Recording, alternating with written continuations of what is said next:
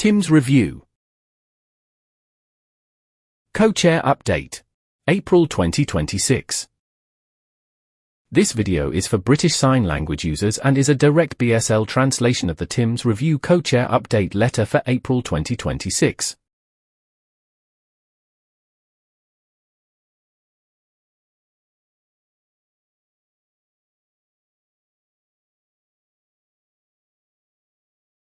Dear all, we are writing to update you on the progress of the Tim's Review of Personal Independence Payment, PIP,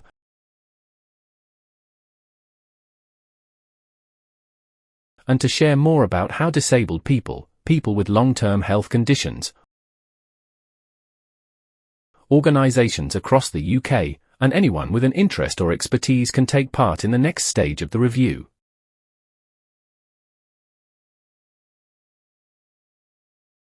PIP affects people's everyday lives, independence, and ability to manage extra costs.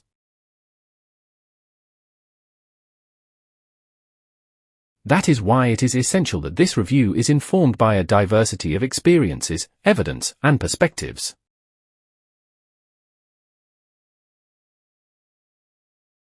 In our previous letter, available on gov.uk at the Tim's Review, Co-Chair Update, March 2026, gov.uk, we provided an update on the work of the steering group,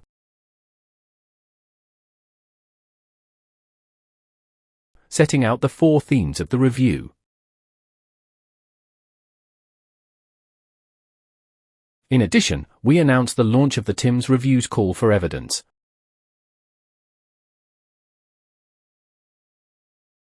which is available on gov.uk at Tim's Review of Personal Independence Payment.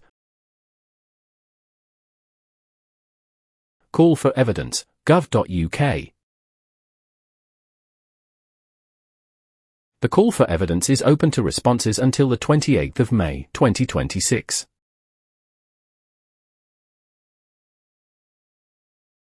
The call for evidence is published in a number of accessible formats, so that as many people as possible can take part. We encourage you to respond yourself and to continue to share the ask to respond to the call for evidence through your networks. We want to hear from the widest possible range of people and organisations so that the review is shaped by a broad and diverse set of experiences, evidence, and views.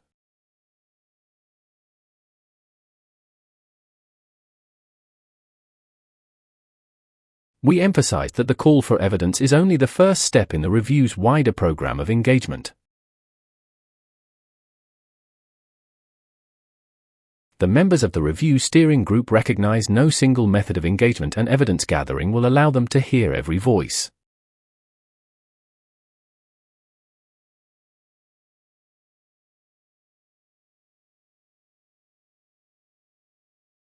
That is why the group has agreed to use a mix of approaches to gather evidence, so that people and organisations can contribute in a way that works for them. A varied approach will ensure that the review is informed by both lived experience and wider evidence.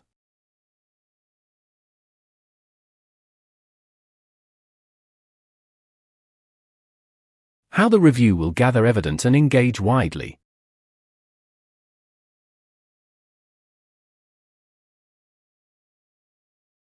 It is very important to the steering group that the review hear from many different perspectives.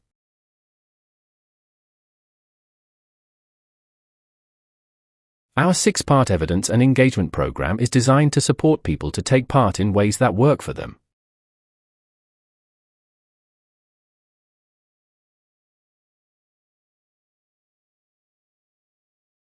This program will comprise 1. A call for evidence.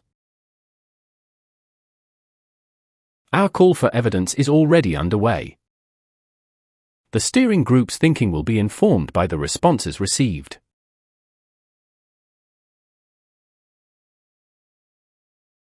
2. Existing data and research. The steering group will consider existing qualitative and quantitative research from the disability sector, experts, and government, so that its work is grounded in a broad base of evidence. 3. New quantitative survey research. The steering group has commissioned a representative quantitative survey on topics for which the existing evidence base is limited or further insight is needed.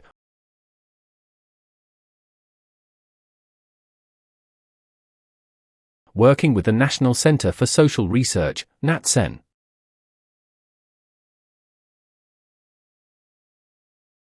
4. Workshop in a box. The steering group will create resources for organizations to run workshops on the review. These workshops will allow us to capture more in-depth qualitative insights on people's lived experience of disability and PIP across the UK.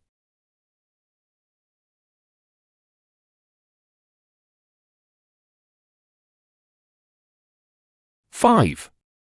Evidence sessions with experts. The steering group will hear evidence from experts, including people with lived experience of disability and/or relevant professional expertise.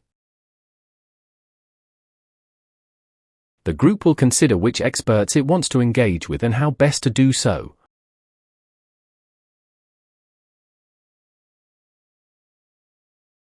Providing an opportunity for deeper, targeted engagement on specific topics.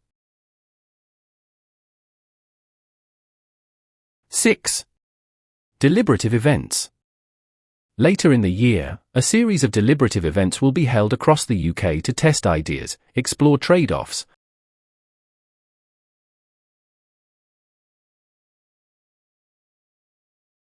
and refine the review's recommendations.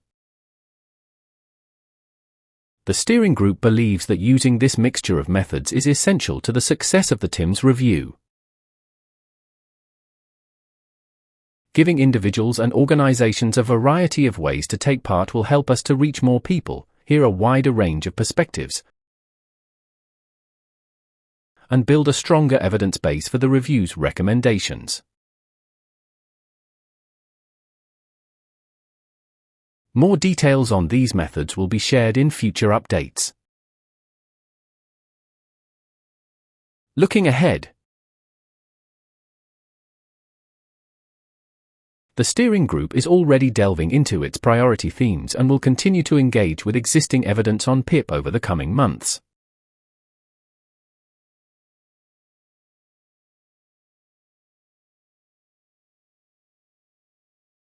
As we move into summer, the review will begin to receive early findings from its evidence and engagement program, which will further inform policy analysis and, in turn, emerging recommendations. In the autumn, we hope to enter a period of recommendation testing and refinement.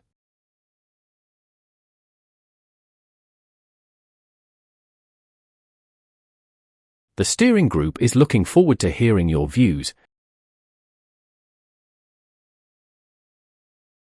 experiences, and expertise as the review continues. As co-chairs, we are grateful for the time, thought, and experience people are contributing. We will continue to work to ensure this review is informed by the widest possible range of voices.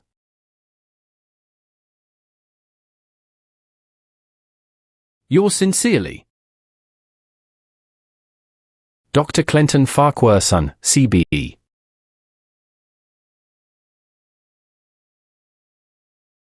Sharon Brennan.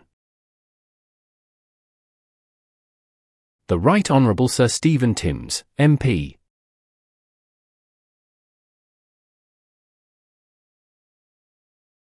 Co-chairs of the TIMS Review.